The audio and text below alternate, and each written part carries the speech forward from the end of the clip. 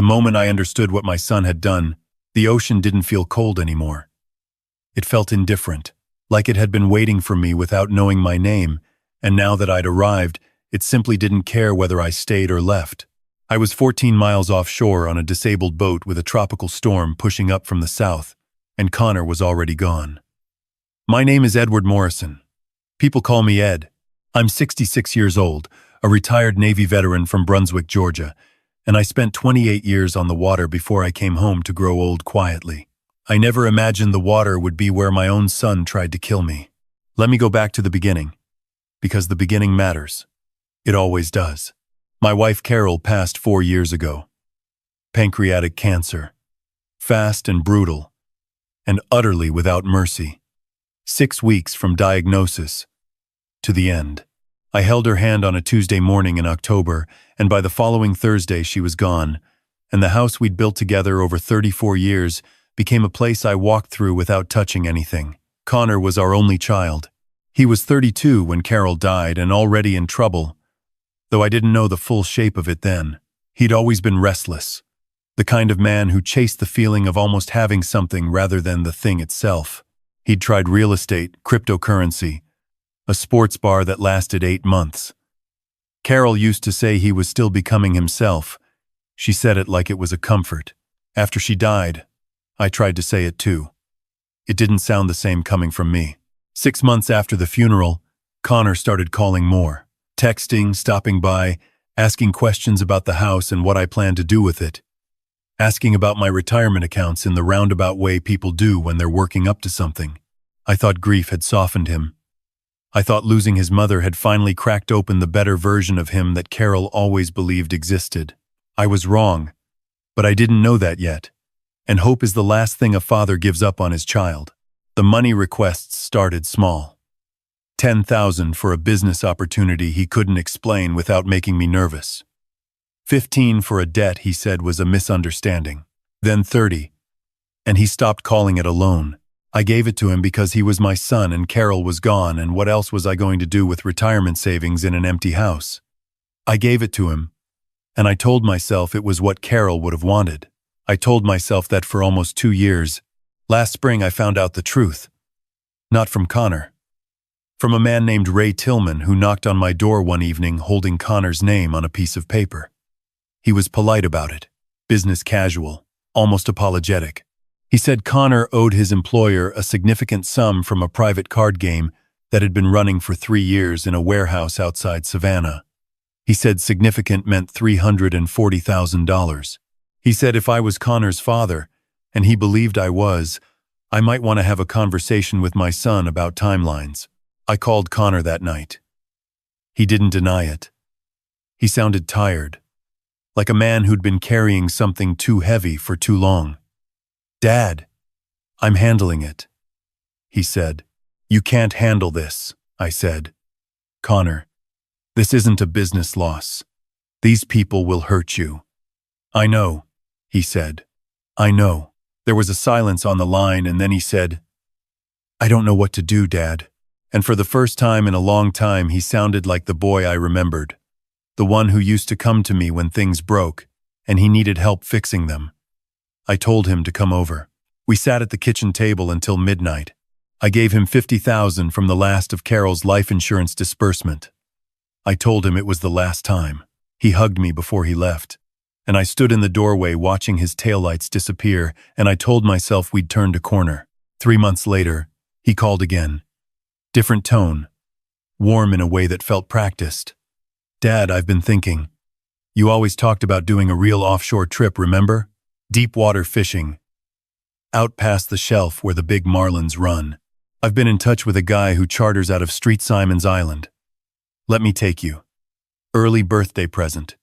No phones. No distractions. Just us." I should have known. Connor had never been comfortable on open water. He got seasick on a ferry once. He'd refused every fishing trip I'd suggested for 20 years.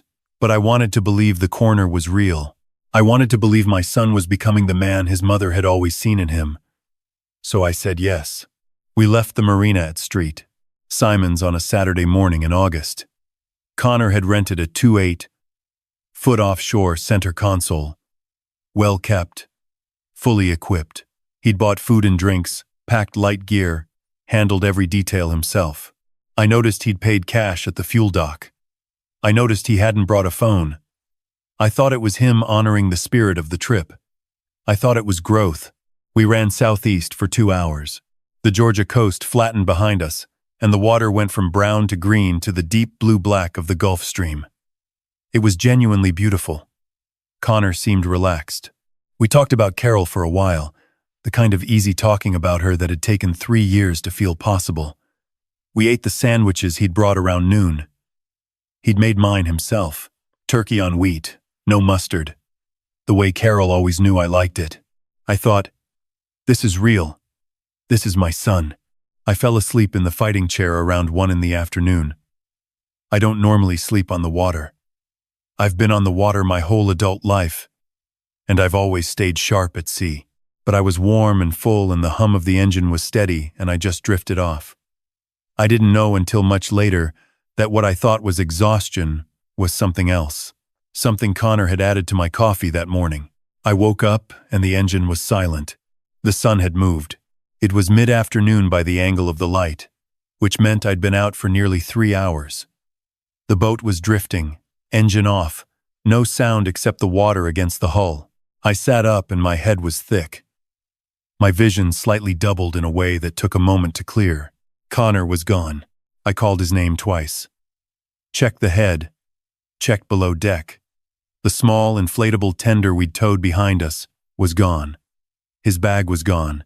The boat's radio handset had been removed from its mount, cleanly, recently.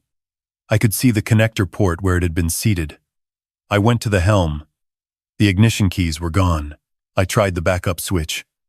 Nothing. I went forward and lifted the engine hatch and understood immediately what I was looking at.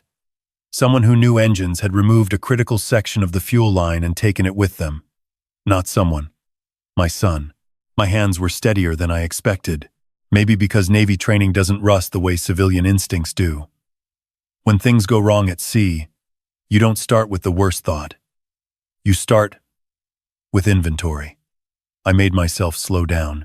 I made myself breathe. I walked every inch of that boat with the methodical attention of a man who once ran damage control drills for a living. No radio. No keys. No functional engine. No flares. He'd taken the flares, too. The whole kit from the starboard storage box. The life vests were still there, which told me something about how he'd thought through this. It needed to look like an accident. A man overboard scenario. An old vet who'd gone offshore alone, which was maybe how Connor had described this trip to anyone who asked, and had simply disappeared. I sat with that thought for a moment and let it settle. Then I kept looking. Under the port gunwale, bolted to the fiberglass in a bracket so old the paint had grown over half the hardware. I found it. An APERB. Emergency position indicating radio beacon. Required by maritime law on any vessel operating beyond 3 miles offshore. Most boat owners forget they have one. Most boat renters never know it's there. Connor had removed the VHF radio, removed the flares, taken the handset. He'd been thorough, but he hadn't checked the hull for legacy emergency equipment that had probably been mounted to that bracket before he was born. I worked it free of the bracket, checked the battery indicator, green light. Strong charge. I activated it. An EPIRB doesn't speak. You don't hear a voice on the other end. You activate it and then you wait. And you trust the system you spent your career believing in. The signal transmits to satellite and the satellite transmits to the Coast Guard and the Coast Guard begins triangulating your position. It's not fast, but it works. I sat down in the fighting chair and looked south. The sky had changed while I was sleeping. The horizon was the wrong color. A yellow-green that I recognized from 30 years of reading weather at sea. The tropical depression that had been sitting 200 miles off the Florida coast when we left that morning had moved faster than forecast.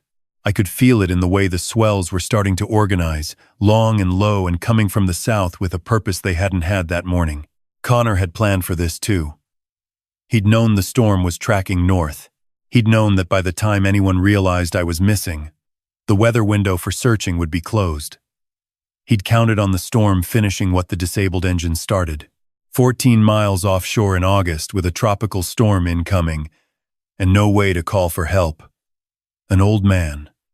Alone. He'd even planned the narrative. The worried son who'd let his stubborn father go out despite his protests. The tragic accident. The body that might never be recovered, or if it was, would show nothing inconsistent with a drowning. I thought about the life insurance policy. I'd taken it out when Connor was young, in the years when I was deploying and Carol had asked me to make sure they'd be taken care of. $2 million. I'd never updated the beneficiary after Connor turned 30 because it never occurred to me that I needed to. Because it never occurred to me that I was something to be liquidated. That thought, specifically that word in my mind, liquidated, was the one that made me angry. Not scared. Not heartbroken.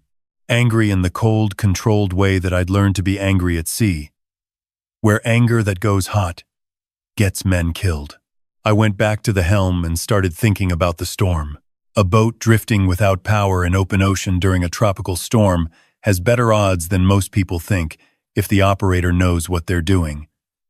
The primary rule is to stay with the vessel. A 8-foot center console in moderate seas is survivable. A swimmer in the same seas is not. I went through the remaining supplies. A small cooler with water and fruit that Connor hadn't bothered removing. A first aid kit. 2 life vests and a throw ring. A dive knife in a sheath, zip-tied under the console that I found by accident when I was checking connections. I used that time, the 2 hours before the storm hit, to prepare the boat as well as I could.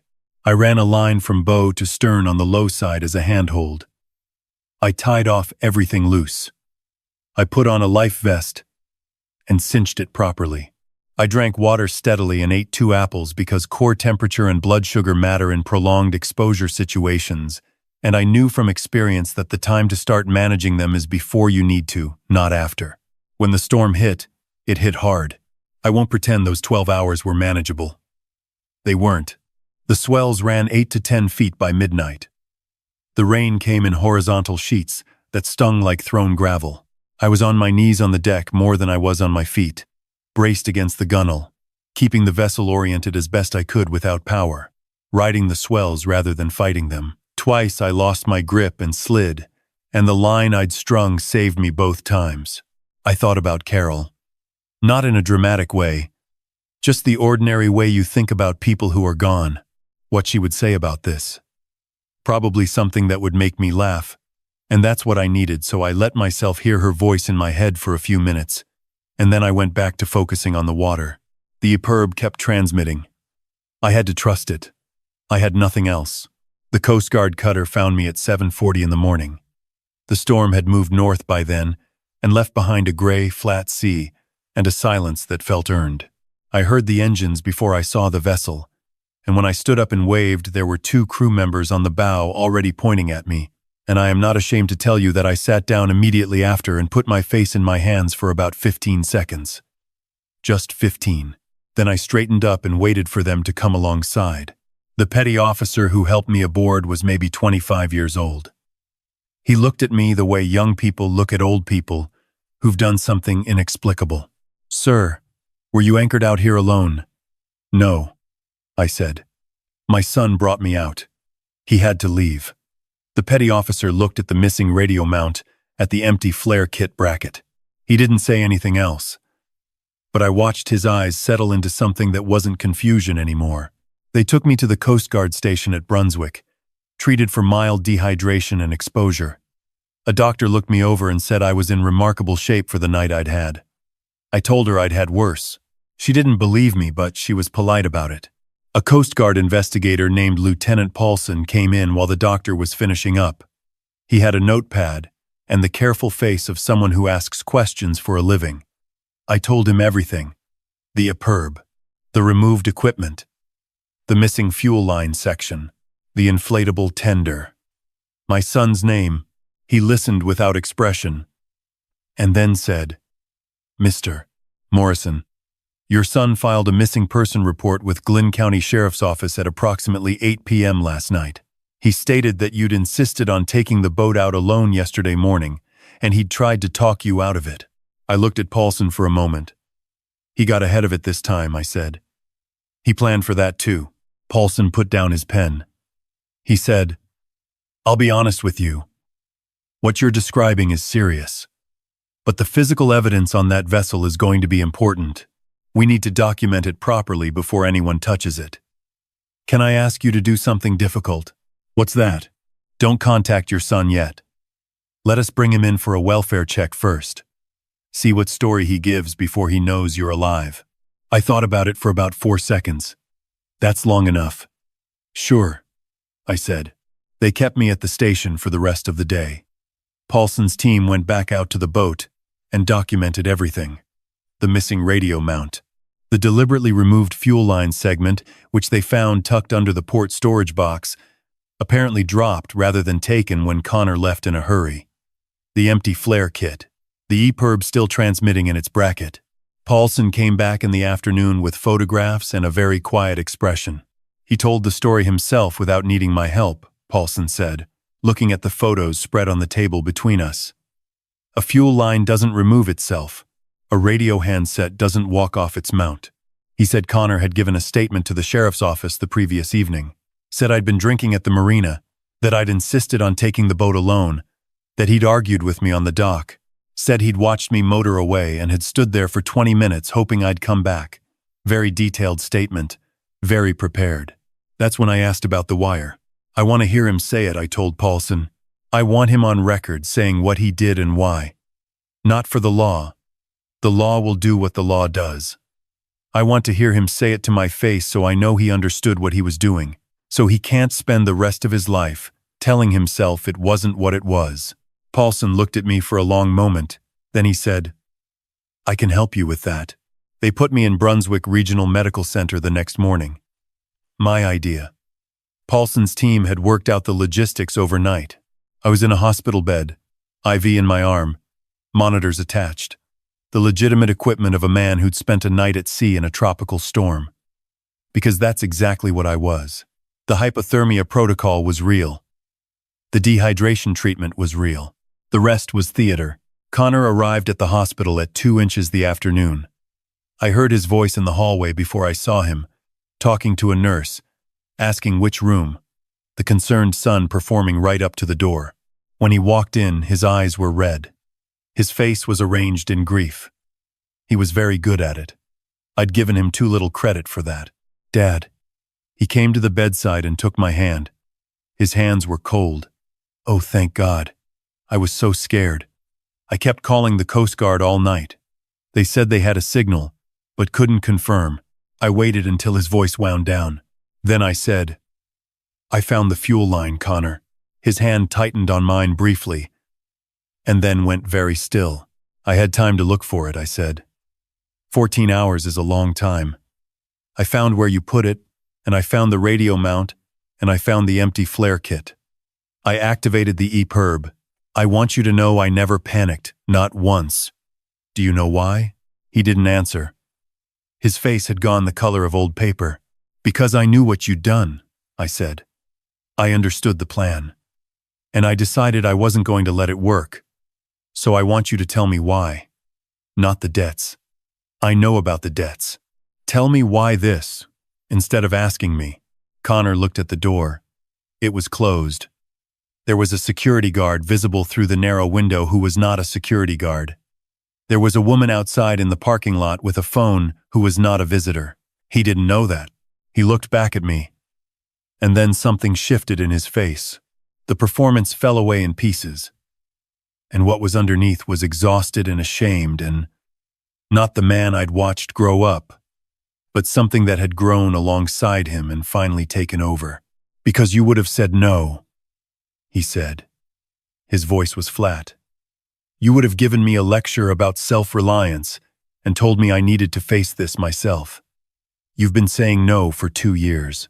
I gave you $100,000 over 2 years. It wasn't enough. It was never going to be enough. And I couldn't keep asking. I couldn't stand the look on your face when I asked. Like I was something broken you didn't know how to fix. You were something I loved. I said. That's all. He shook his head. The insurance policy. I kept thinking about it. $2 million. You don't need it. You're alone. Mom's gone. The house is just a house. And I thought, if it looked like an accident at sea, there'd be no question. He paused. I've been thinking about it for 8 months. I didn't decide until last week. 8 months, I said. He rubbed his face. You survived the night, he said. I didn't think you would. I thought the storm would. He stopped. You thought the storm would finish it, I said. He nodded. I looked at my son. I looked at the person Carol and I had made. The person we'd raised and sacrificed for and believed in past the point that belief was reasonable, and I felt something that wasn't grief and wasn't rage, but existed in the space between them where very cold, very old emotions live. Connor, I said. The door is going to open in about 15 seconds. He looked at me confused. And then the door opened, and Lieutenant Paulson and 2 Glynn County detectives walked in, and Connor turned toward them with the expression of a man who understands very suddenly what he walked into. Connor Morrison, one of the detectives said. He recited the words. Connor didn't fight it. He stood very still while they cuffed him. As they walked him toward the door, he stopped and turned back once, and I don't know what he was looking for in my face. I know what I gave him. I gave him the truth. I gave him nothing I didn't mean. I'm sorry too, I said. I'm sorry I couldn't figure out how to help you before it came to this. They took him out. The door closed. I lay back against the pillow. The monitors beeped. Outside the window, Brunswick was doing what Georgia coast cities do in August, hot and green and going about its business. I thought about Carol. I thought about the house that was just a house now, and the boy who'd grown into a man who'd looked at his father's life and seen an obstacle. 4 months later, I sat in a Glynn County courtroom and watched Connor enter a plea of guilty to charges of attempted murder, tampering with safety equipment on a vessel, and filing a false report with law enforcement. His attorney had negotiated hard. The prosecution had been harder. Paulson testified about the fuel line and the removed equipment. The EPIRB technician testified about the activation timestamp. The Coast Guard toxicologist testified about what they'd found in the residue testing on the coffee thermos. I'd thought to bring aboard the cutter with me, a fact that Paulson told me later was the most important single piece of evidence in the case. The substance was a sedative available by prescription, traceable, and Connor's medical records showed a prescription filled 3 weeks before our trip. Connor sat at the defense table in a suit I didn't recognize and watched all of it without expression. I watched him watch it. I tried to find in his face the small versions of him, the kid who used to sit on the dock with me and ask how big the fish got, the one who cried at the end of every sad movie and pretended he had something in his eye. I couldn't stop looking for him. I don't think I'll ever stop. The judge sentenced him to 22 years. Possibility of parole in 14. After sentencing, I walked out of the courthouse into the August heat and stood on the steps, and Lieutenant Paulson came out and stood next to me, and we didn't say anything for a while. Then he said, "How are you doing?"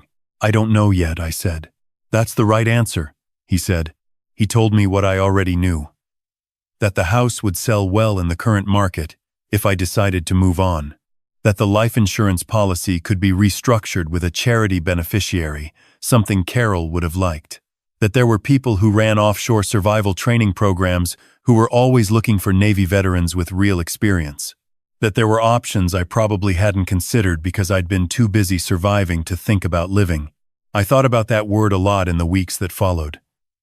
Surviving versus living. They're not the same thing. I'd been surviving for 4 years. Since Carol. Since the house became a place I walked through.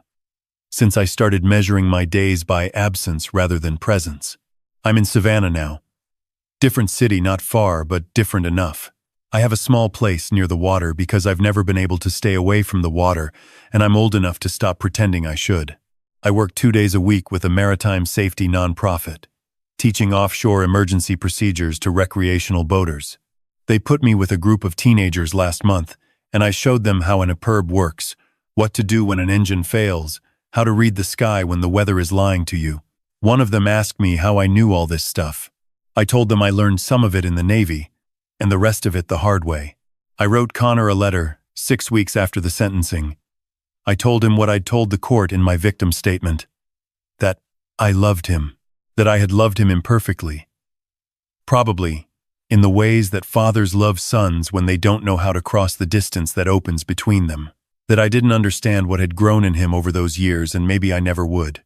That I hoped the time ahead of him would become something other than punishment.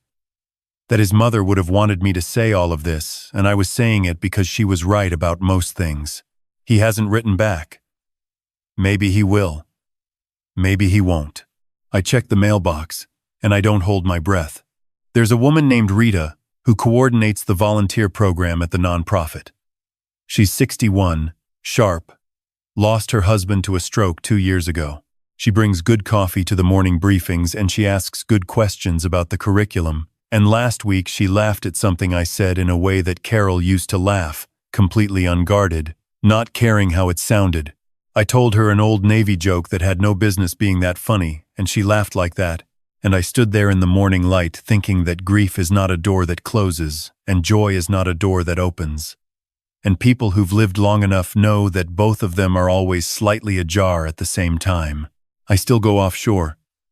I went last month, out past the shelf where the water goes dark.